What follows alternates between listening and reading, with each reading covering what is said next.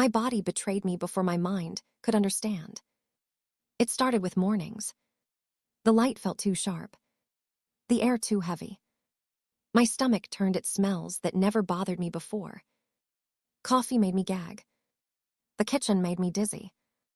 And exhaustion settled into my bones like something alive. I told myself it was stress, fear, adjustment. That was the lie I clung to. Then came the sickness. Sudden, violent, humiliating. Antonio found me crouched on the bathroom floor one morning. My hands shaking, my throat burning. He did not ask questions. He made a call. Everything moved fast after that. A doctor arrived that afternoon. Private, discreet, too calm. I sat on the edge of my bed, hands folded, heart racing. Dante stood near the window, watching the city, not looking at me. The doctor spoke gently, asked questions, took blood, made notes. I answered mechanically, my mind floating somewhere far away. When it was over, the doctor hesitated, then spoke. "You are pregnant." The words did not land at first. They floated, weightless. Pregnant? No. I shook my head. That is not possible. The doctor glanced at Dante, then back at me. The tests are clear. Silence swallowed the room. My ears rang. My vision blurred. Pregnant. A life. Inside me. My hands moved to my stomach without permission, as if my body already knew something my mind refused to accept. I looked at Dante. He was watching me now. Not shocked. Not confused. Prepared. "You knew." I whispered. He did not answer immediately. And that hesitation told me everything. "You knew." My voice rose. Breaking. He crossed the room slowly. Calmly. "I suspected." He said. Suspected. The word felt like a knife. "You suspected and said nothing." I demanded. "Because you needed time." He replied. And so did I. Anger burned through the fog. Hot. Sharp. "This changes everything." I said. "Yes." He agreed. The word carried weight. Finality. I stepped back, heart pounding.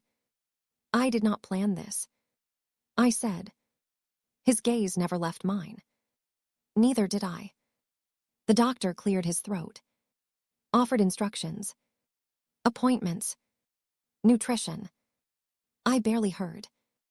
All I could see was the man in front of me. So calm, so controlled. When the doctor left, the room felt smaller. "Say something." I said. "What do you want me to say?" He asked. "The truth."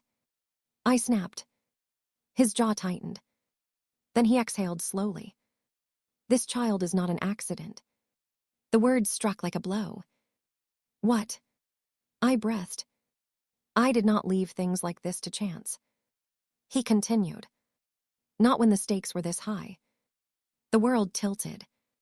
"You mean?" I stopped, afraid to finish the thought. He stepped closer, voice low. "I made sure you could not walk away." My legs weakened. I grabbed the chair behind me. "You did this."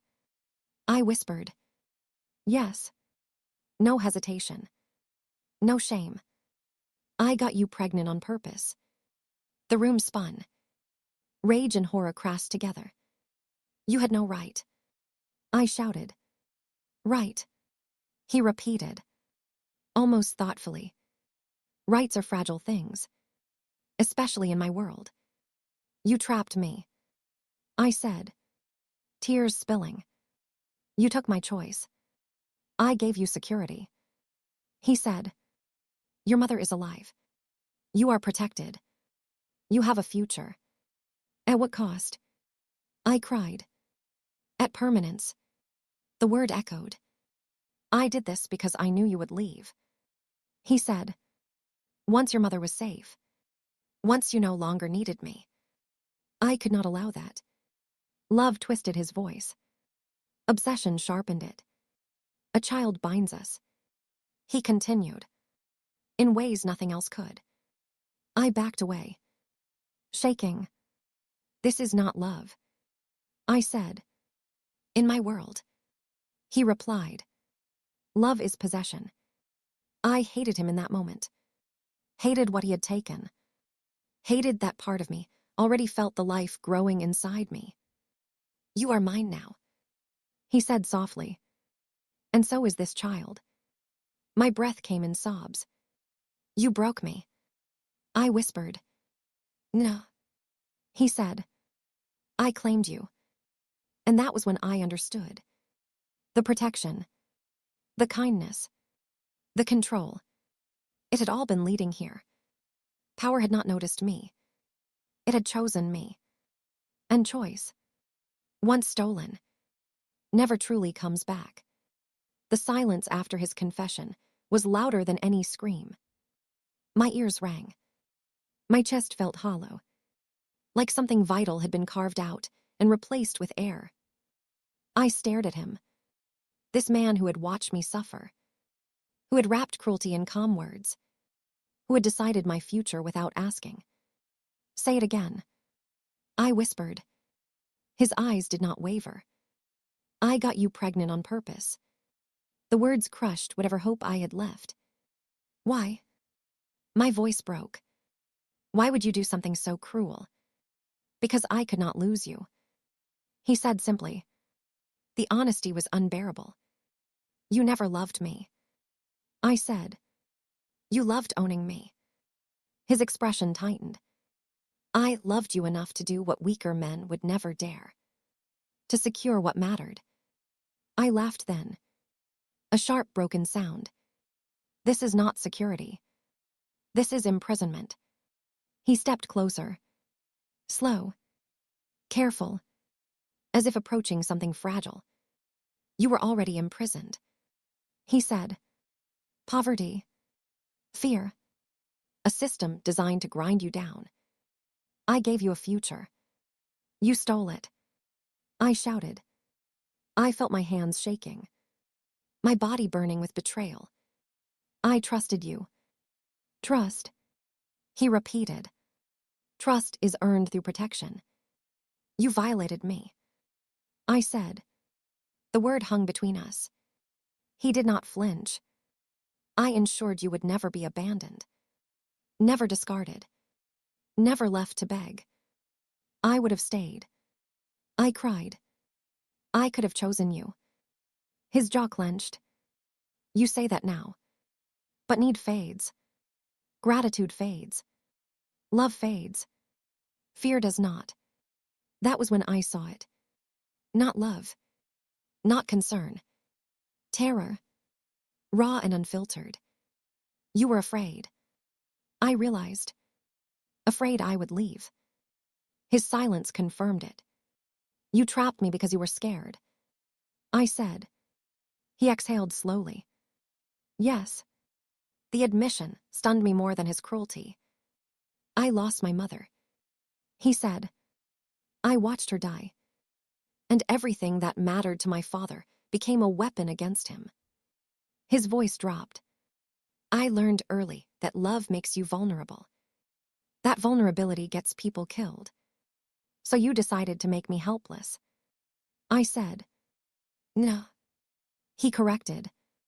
I made you permanent. My stomach twisted. The weight of the child pressing into my awareness. What happens if I say no? I asked. He met my gaze. Unblinking. You will still carry my child. You will still live here. And I will still protect you. That is not a choice. I said. It is reality. I felt the walls closing in. The house breathing around me. I cannot leave. I whispered. No. I cannot escape you.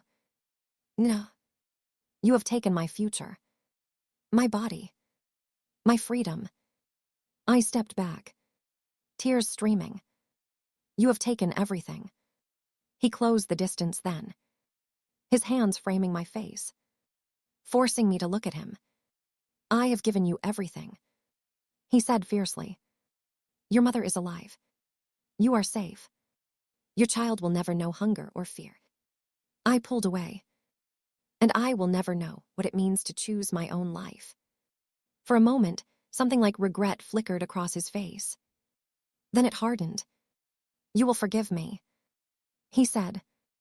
Not today, not tomorrow, but one day, because this child will change you. And when you hold them, you will understand why I did this. I shook my head. I will never forgive you for taking my choice. He leaned close, his voice low. Choice is a luxury for people without enemies. You are my enemy now, I said. No, he replied. You are my family. And that was the final cruelty. Because family, in his world, was not something you could walk away from. I sank into the chair, hands clutching my stomach. The future stretched before me, unchosen, unavoidable. And I understood then. This was not the end of my freedom. It was the moment it truly died. I did not scream. I did not beg. I did not collapse the way stories say women do when their lives are taken from them. Instead, something inside me went very still. The kind of stillness that comes before a storm. I spent 3 days in silence after that. Not locked away. Not punished. Given space. Space can be another form of control. He let me roam the house. Let me sit in the garden. Let me lie awake at night, staring at the ceiling. Because he knew where I was. Because he knew I could not leave. Guards followed at a distance. Respectful. Watchful. I felt like a queen with no kingdom. A prisoner with velvet walls. My body was changing. Subtly. Quietly. My nausea worsened. My emotions swung violently. Fear one moment.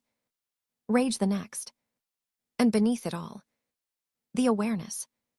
There was a heartbeat inside me. Not metaphor. Not imagination. Real. That truth cracked something open. On the 4th day, I went to him. He was in his office. On the phone. Issuing orders that made men move faster.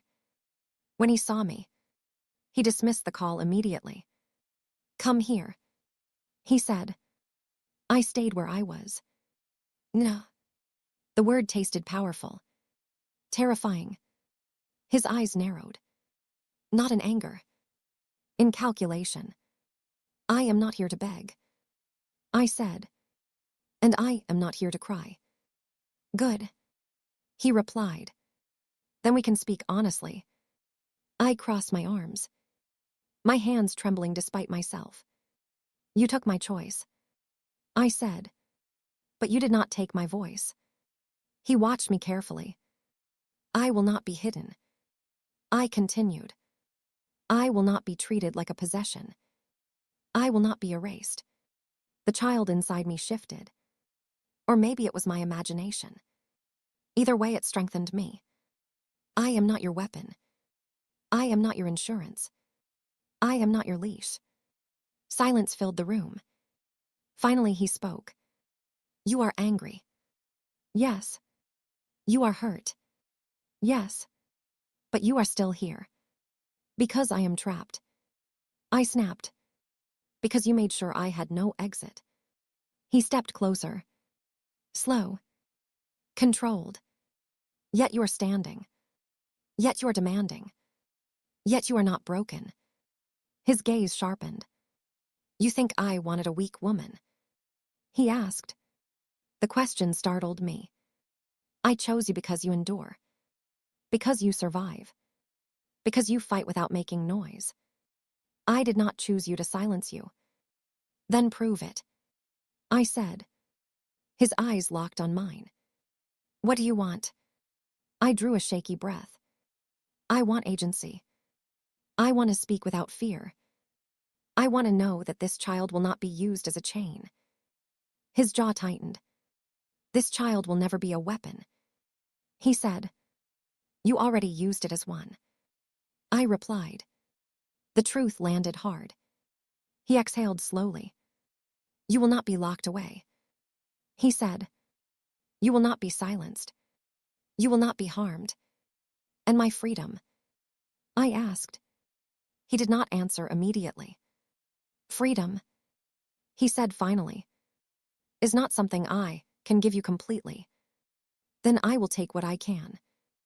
I said, I will be seen. I will be heard. I will not disappear for your comfort. Something shifted in his expression. Approval, not submission. Dangerous admiration. "You are changing," he said. "No," I corrected. "I am becoming myself again." He studied me for a long moment. "Very well," he said. "You will sit at my table. You will attend when I attend. You will speak when you choose." "And the child?" I asked. His voice softened just a fraction. "The child will be raised knowing strength, not fear." I did not trust him. Not fully. But I felt it then. The balance had shifted. I was still trapped. Still surrounded. Still bound. But I was no longer quiet. And in his world, a woman who refuses to be silent is far more dangerous than one who tries to run. He did not come to me that night. That alone told me something was different. The house felt restless. Guards moved faster. Phones rang and stopped. Doors opened and closed without explanation. Power was shifting somewhere beyond the walls. I felt it in my bones. The next evening he found me on the terrace. City lights below. Wind cool against my skin. "May I sit?" he asked. It was the first time he had ever asked instead of commanded. I nodded. He did not touch me. Did not crowd me. He kept distance, as if testing something fragile. For a long moment neither of us spoke. When he finally did, his voice was lower. Stripped of authority. "I was 7 when my mother died." The words caught me off guard. "Brain cancer." He continued. 6 months from diagnosis to burial. My father loved her more than anything. More than power. More than the empire he inherited. He turned his head, just enough for me to see his profile. Hard lines softened by memory. When she got sick, people watched. Waiting. When she died, they moved. Territory was challenged. Loyalties tested. Violence followed. He exhaled. Love made him weak. And weakness nearly killed us all. I said nothing. Listened. My father survived. But the man who came back from that loss was not the man she married. He taught me something. That caring is dangerous. That attachment is a liability. That if you love someone enough, they will be used against you. He looked at me then. When you walked into my house, trying to disappear, trying to survive quietly, I saw something I had not seen in years. What? I asked. Truth. The word settled between us. You did not want power. You did not want money. You did not want access. You wanted your mother to live. His jaw tightened. I watched you work until your hands bled. Send money you needed. Sleep too little. Eat too late. You reminded me of her. The admission felt heavy. I did not want to own you. He said. I wanted to keep you. I laughed softly. Without humor. By trapping me. Yes. No denial. No excuse. Because I believed. And still believe. That if I gave you choice, the world would take you from me. That fear ruled you. I said, yes, it always has. He leaned forward, hands clasped. I am not asking forgiveness. He continued, I know what I did was unforgivable. Then why tell me? I asked, because you deserve the truth, even when it makes me smaller in your eyes. Silence stretched. You are not a monster, I said slowly, but you are dangerous. He nodded. I have never claimed otherwise. I placed a hand on my stomach, feeling the faint weight of the future. This child, I said, will not be your shield. He met my gaze. No. This child will be my responsibility. We will fight. I warned. A slow smile touched his mouth. I expect nothing less. You will not decide everything. I continued. You will not manipulate my life again. He did not answer immediately. Then he spoke. I cannot promise I will not try to control the world around you. That is who I am. But I will not lie to you again. And I will not act behind your back. It was not a perfect promise, but it was honest. I studied him. This man who ruled through fear, who had shaped violence into protection, who had broken me, and then stood quietly waiting for judgment. We will never be simple, I said. He shook his head. No. We will never be clean. No. But we will be real. He reached out, stopped halfway, waiting. I placed my hand in his. Not forgiveness. Not surrender. Acknowledgement. The storm had not ended, but the ground beneath us had shifted. And for the first time since he claimed me, I did not feel owned. I felt seen. Not as something to keep, but as someone strong enough to stand beside him, even if it meant standing in the fire. Time does not heal. It reshapes. The months that followed were not gentle. They were negotiated. My body grew heavier. My center of gravity shifted. Every movement reminding me that nothing about my life was temporary anymore. The child made everything visible. Guards watch me differently now. Not as an asset, but as something untouchable. He watched me differently too. Less like a hunter. More like a man standing too close to something he feared losing. We argued often. Quietly. Intensely. About freedom. About danger. About the world beyond the gates. He wanted walls. I wanted windows. He wanted certainty. I wanted choice. Neither of us won completely. But neither of us lost. The night everything came to a head was stormy. Rain striking the windows hard enough to sound like warning. I was in the library when he found me. Hands pressed to my stomach. Breathing through a wave of pain. False alarm. The doctor later said. But fear has a way of stripping men bare. He knelt in front of me. Hands trembling as they hovered near my belly. Afraid to touch. I thought I was losing you. He said, you are not losing me. I replied, you are losing control. The words hit harder than any threat.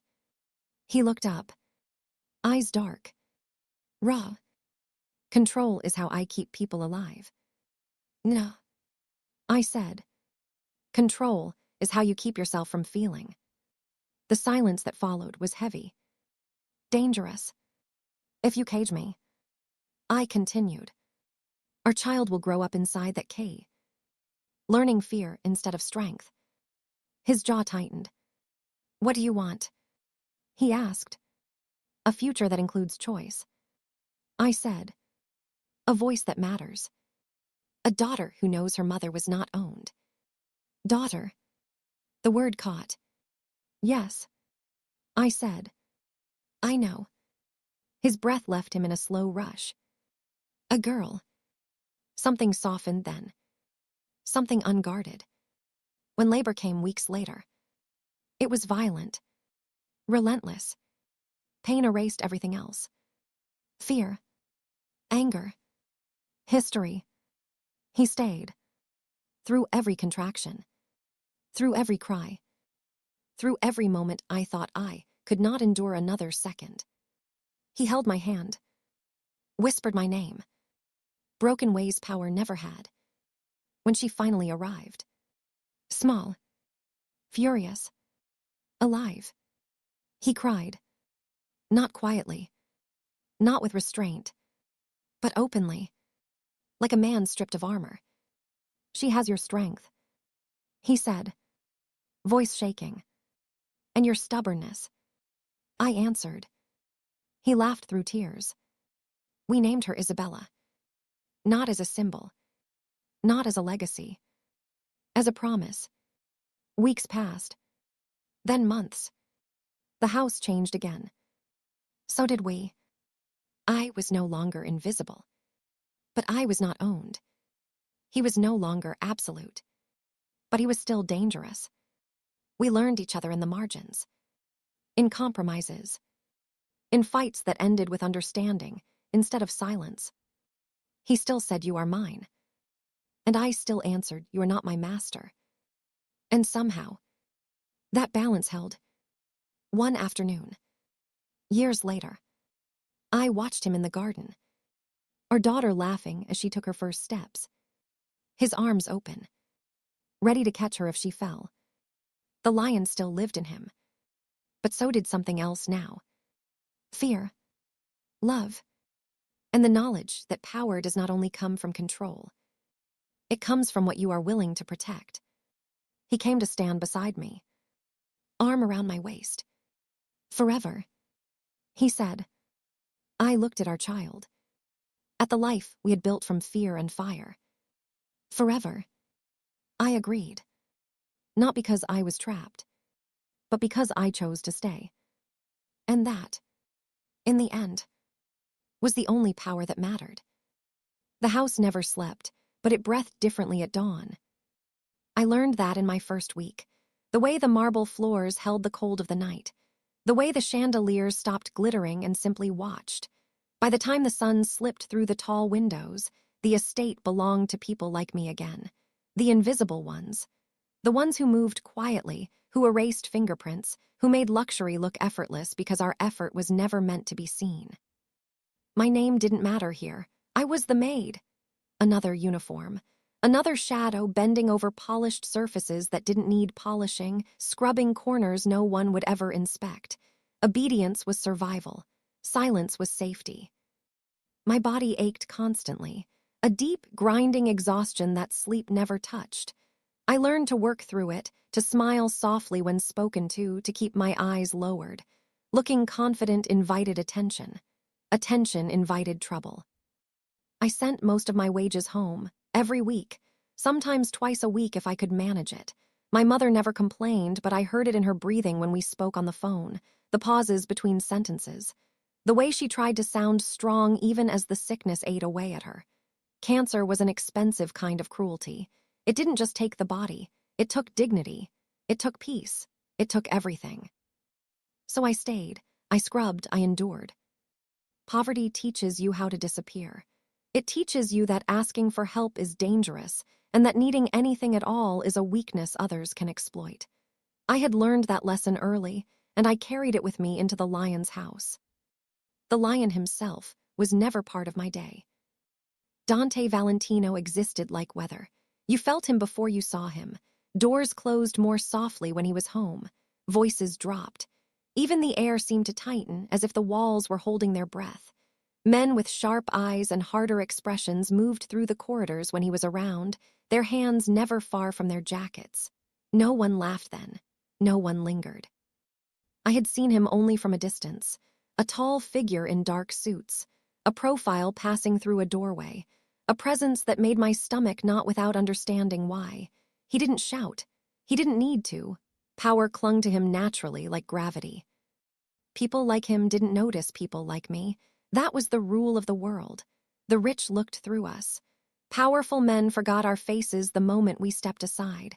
That anonymity was my shield. Until the day it was. It happened in the smallest way, so small I almost convinced myself it was nothing.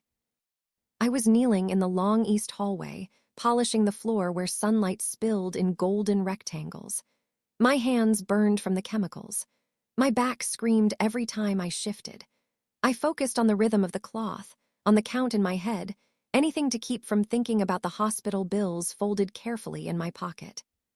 Footsteps approached. I tensed automatically and lowered my head further. One of the guards, I thought. Step aside, don't look up. But the steps slowed. Stopped.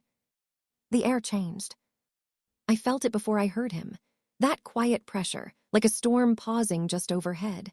I froze, breath shallow, eyes fixed on the floor. My reflection stared back at me in the polished marble, pale and small and insignificant. Who is that? The voice was calm, deep, unhurried. Not directed at me. A man answered quickly, deferential. One of the new maids, sir. Silence followed, heavy, measured. I should have moved, should have apologized for being in the way. But something held me there, rooted, as if the house itself wanted me to stay still. Lift your head, the voice said. My heart stumbled. Slowly, carefully, I obeyed. I did not look at him fully, just enough to confirm what everyone already knew. The sharp line of his jaw, the controlled stillness of his body, eyes that didn't rush, didn't soften, didn't miss anything. They landed on me. Not the uniform, not the floor, me. It lasted no more than a second, maybe less. But in that moment, I felt exposed in a way I never had before, as if something about me had been singled out and weighed. Then he looked away. That will be all, he said, already turning. The hallway breathed again. The guards moved. The house resumed its rhythm. I stayed kneeling, my hands trembling now, the cloth forgotten in my grip. It meant nothing, I told myself. Men like him noticed everything. That didn't mean they cared. That didn't mean danger. But my skin still hummed where his gaze had been. Power, I realized then, wasn't loud. It didn't always announce itself. Sometimes it simply saw what others ignored. Sometimes it paused on a girl scrubbing floors and recognized something she'd spent her life trying to hide. I went back to work. I always did. But somewhere deep inside me, a quiet certainty settled in, cold and unshakable. In the lion's house, I was no longer invisible. The house changed its behavior after that moment. Nothing obvious happened, yet everything felt different in a way I could not name. I felt watched even when the corridors were empty. Not hunted, not threatened. Noticed. I told myself it was imagination born from exhaustion. From fear. From the weight of responsibility pressing on my chest every second of the day. Still, I became more careful. More silent. I learned to move like breath instead of footsteps. To shrink even further inside myself. But power does not forget once it has seen. 2 days passed before he spoke to me again. 2 days of pretending I was still invisible. 2 days of my heart racing every time a shadow moved at the edge of my vision. It happened in the kitchen late afternoon. The staff was rushing. Voices overlapping. Plates clinking. Tension thick because he was home. I was wiping down the long marble counter when the room went quiet. Not suddenly. Not dramatically. Just enough to make my hands still. I did not look up. Someone cleared their throat. Someone else stepped back. Then his voice cut through the aircom and controlled. You. One word. That was all. Every nerve in my body lit up. I turned slowly, heart pounding so hard I was sure everyone could hear it. Yes, sir. My voice barely carried. He stood near the doorway, not touching anything. Owning the space without effort. His gaze moved over me with slow precision. Not crude. Not rushed. Like he was assessing a problem he already understood. You skipped lunch again. The word stunned me. I had not known anyone noticed. Or cared. I swallowed. I was not hungry, sir. A lie. We both knew it. His eyes narrowed slightly. Not in anger. In interest. How long have you worked here? 3 months, sir. 3 months. And you still look like you expect to disappear if someone looks at you too long. The truth of it struck deeper than any accusation. I lowered my eyes instinctively. I am sorry, sir. Do not apologize. His voice dropped lower. I did not say it was a flaw. Silence stretched. The kitchen staff pretended not to exist. No one moved. No one breathed too loudly. Why are you here? He asked. The question was simple, dangerous in its simplicity. Because I need the job. I said honestly. Because my mother is sick. That got his attention. I felt it shift. Felt the weight of it settle fully on me. What is wrong with her? Cancer. The word tasted like ash. Treatment is expensive. Another pause.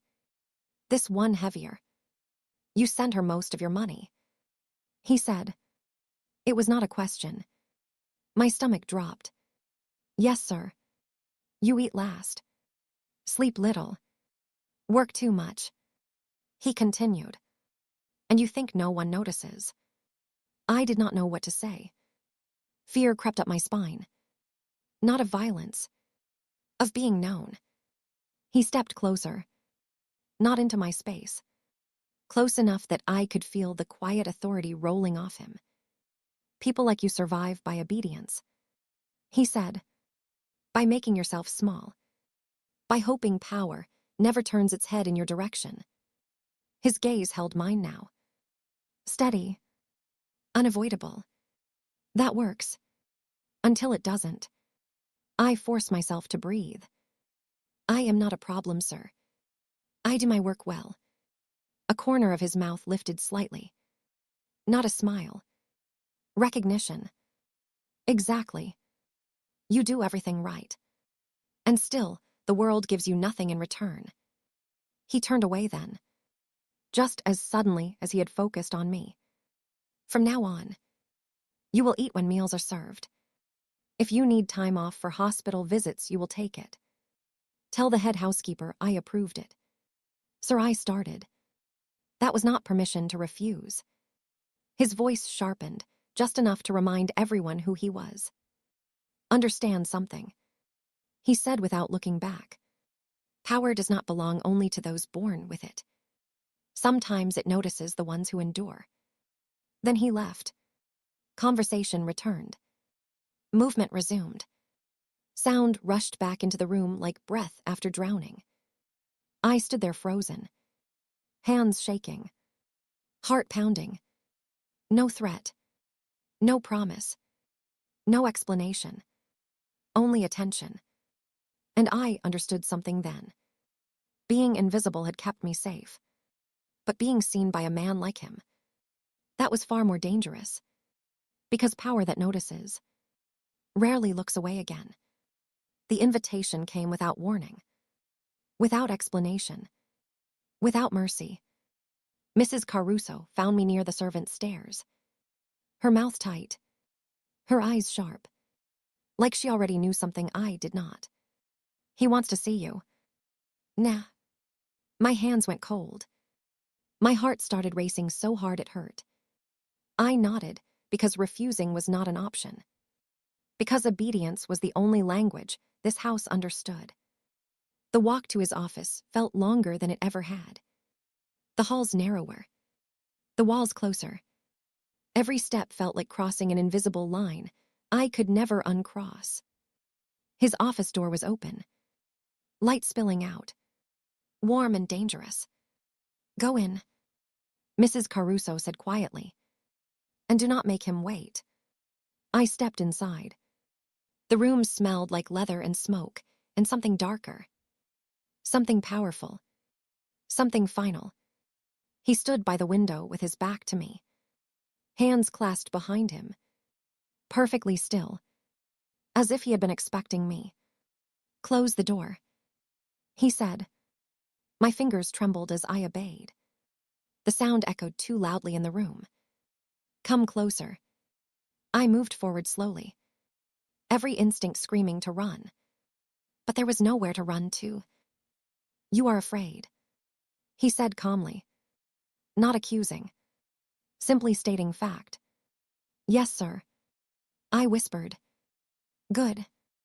Fear keeps people honest. He turned then, and the look in his eyes made my breath catch. Not anger, not hunger, something colder, something calculating. You work harder than anyone here, he said. You speak less. You ask for nothing. You are trying to survive without being seen. I lowered my head. I do my job, sir. I know. He stepped closer, close enough that I could feel the heat of him. That is why you are standing here now. My chest tightened. I did not understand, and that terrified me.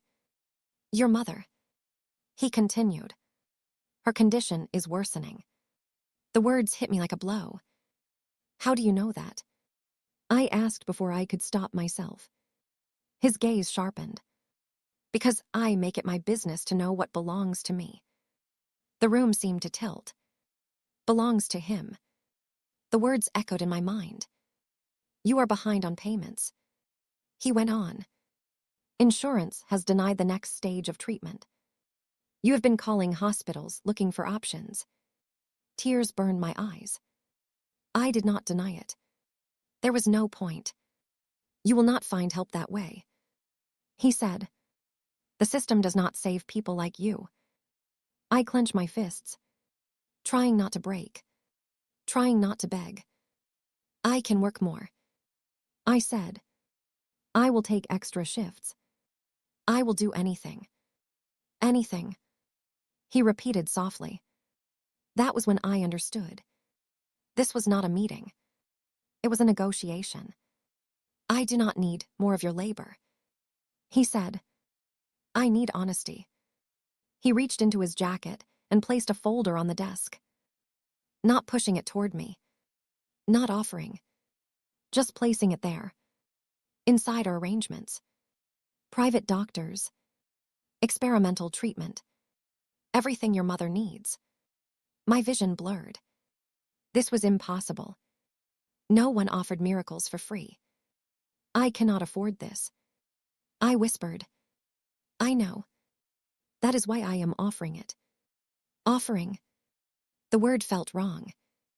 Heavy. Sharp. What do you want? I asked. He studied me then. Really studied me. As if weighing something inside himself.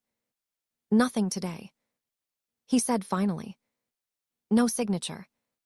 No contract. No promises. Relief flooded me too fast. Too easy.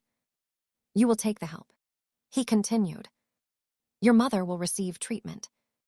And you will continue working here. That is all. For now. For now. Those two words wrapped around my throat. And later? I asked. His eyes darkened slightly.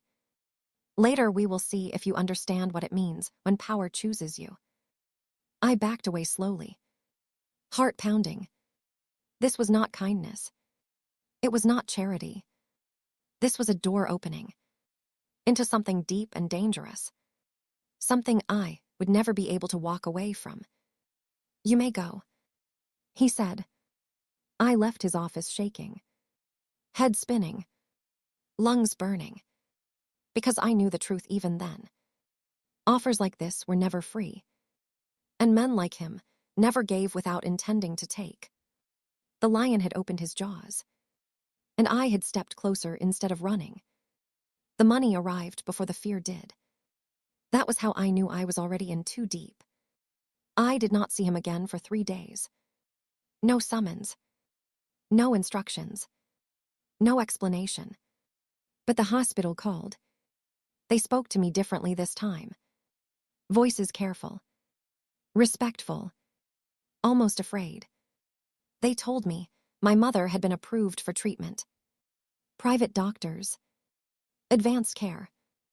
No delays. No paperwork for me to fight. I stood in the hallway, gripping my phone, heart pounding, because miracles do not come without consequences. When I thanked them, they only said one thing. This was arranged through Valentino interests. My knees nearly gave out. I went to work that night quieter than ever. Every movement deliberate. Every breath measured. I knew now. He had not been making an offer. He had been asserting control. Mrs. Caruso watched me closely. The way people do when they sense a shift in hierarchy. When they know something has changed but cannot name it. You should be grateful, she muttered as I passed. Men like him do not notice girls like you without reason. I scrubbed floors that did not need cleaning. Polished glass already clear. Because keeping my hands busy was the only thing stopping my thoughts from spiraling. On the fourth night, he called for me. Not through Mrs. Caruso. Not through a guard. Through Antonio. He appeared beside me silently while I was cleaning the West Hall. His presence alone made my heart stutter. He wants you in the study. Nah. The word now was heavy. Final. I followed. Each step felt like surrender. He was not behind the desk this time. He stood near the shelves, a glass of whiskey in his hand. The city lights stretched behind him.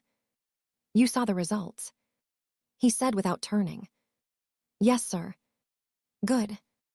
He faced me then, his gaze sharp. Unreadable.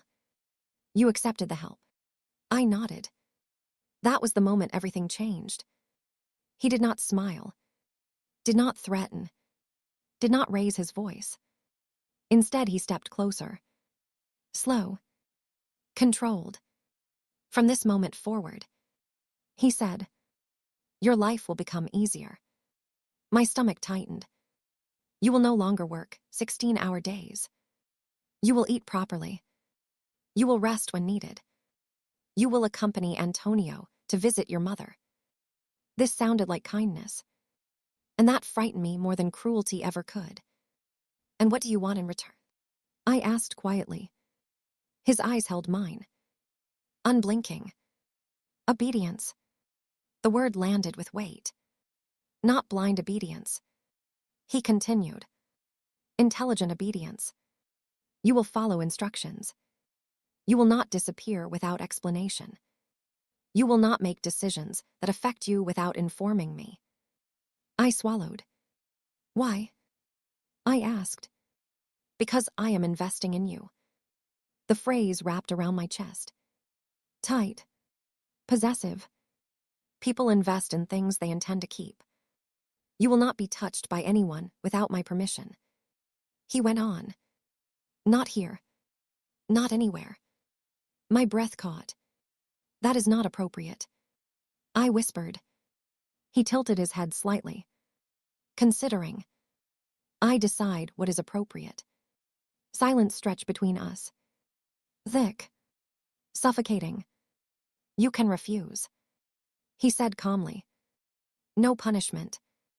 No retaliation. But the help ends. The doctors leave.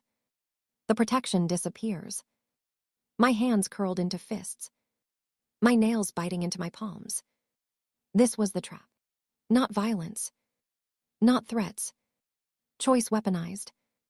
I thought of my mother. Of her tired smile. Of the way her voice had sounded stronger on the phone.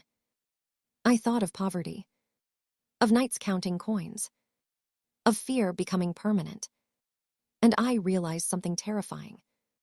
I had already chosen. I understand. I said. His gaze softened just a fraction. Approval. Good. He turned away, signaling the end. From now on, you belong under my protection. Not mine. He corrected himself smoothly. Mine to protect. The distinction felt thin. Dangerously thin. Antonio will escort you to your room. He added. A better one. I left the study with legs that barely held me. Heart racing. Mind spinning. I had not sold myself. Not yet. But I had agreed to be claimed. And somewhere deep inside, beneath the fear, beneath the dignity I clung to, a dangerous truth whispered. Being chosen by power felt terrifying, but being protected by it felt like safety. And safety, I was learning, was the most seductive prison of all. The rules arrived quietly. That was the most dangerous part. There was no announcement, no formal warning, no written list posted anywhere. They simply became part of my life, as natural and unavoidable as breathing. Antonio began walking me everywhere. Not beside me, behind me, like a shadow that never left. If I stopped, he stopped. If I turned, he turned. If I hesitated, he waited. No explanation, no apology. My room changed. The bed softer, the food richer, the silence heavier. I was no longer exhausted, and that unsettled me. Because when survival stops hurting, you begin to notice the K. He started appearing where I did not expect him. Not suddenly, not dramatically. A quiet presence at the end of the corridor. A pause in conversation when I entered a room. His gaze lifting just long enough to confirm where I was. Always watching, never chasing. It felt intimate and terrifying. I told myself it was protection, that this was the cost of safety, that my mother was alive because of this attention, that I owed him. But debt changes shape when it becomes personal. The first time I realized how deep it went was during dinner. I was not supposed to be there. Staff did not eat in the main dining room, but a place had been set. Sit, he said without looking at me. My body obeyed before my mind caught up. I sat at the edge of the chair, hands folded, eyes lowered. Eat, he said. I picked up the fork with shaking fingers. You are not a guest, he added. You live here now. Live. The word pressed into my chest. The meal was silent, heavy, charged. Halfway through, he spoke again. Do you know why people like you survive? He asked. Because we do what we are told. I answered. No. Because you adapt. He finally looked at me then. Really looked. You learned when to disappear. When to endure. When to stop hoping. That makes you dangerous in ways you do not yet understand. I did not want to be dangerous. I wanted peace. After that night, things escalated. Not physically. Not yet. But control tightened. Guards began addressing me with respect. Too much respect. Other women avoided me. Their glances sharp. Curious. Resentful. Mrs. Caruso stopped correcting me. She watched instead. One afternoon, a man tried to speak to me. A supplier. Friendly. Harmless. Before I could answer, Antonio stepped between us. Later that evening, he told me, no one speaks to you without approval. Approval from who? I asked. His jaw tightened. You know who. I confronted him that night. You cannot isolate me. I said. This is not protection. He listened. Arms crossed. Expression unreadable. This is survival. He said. You are visible now. And visibility attracts danger. What about choice? I asked. His eyes darkened. Choice is a luxury, not a right. That frightened me more than any raised voice. Because it was honest. That night I lay awake, listening to the house breathe, realizing how smoothly my world had narrowed, how carefully my freedom had been replaced with comfort. I was fed, safe, protected, and slowly, piece by piece, contained. I thought about my mother, about her laughter returning, about the color in her cheeks, and I hated myself for how easily that softened the fear. Power does not always crush. Sometimes it envelops, wraps itself around you, convincing you that the warmth is mercy. And the most dangerous thing of all was not that he owned the house. It was that part of me, quiet, ashamed, was beginning to feel grateful, because kindness from a man like him felt like favor, and favor, once accepted, becomes possession.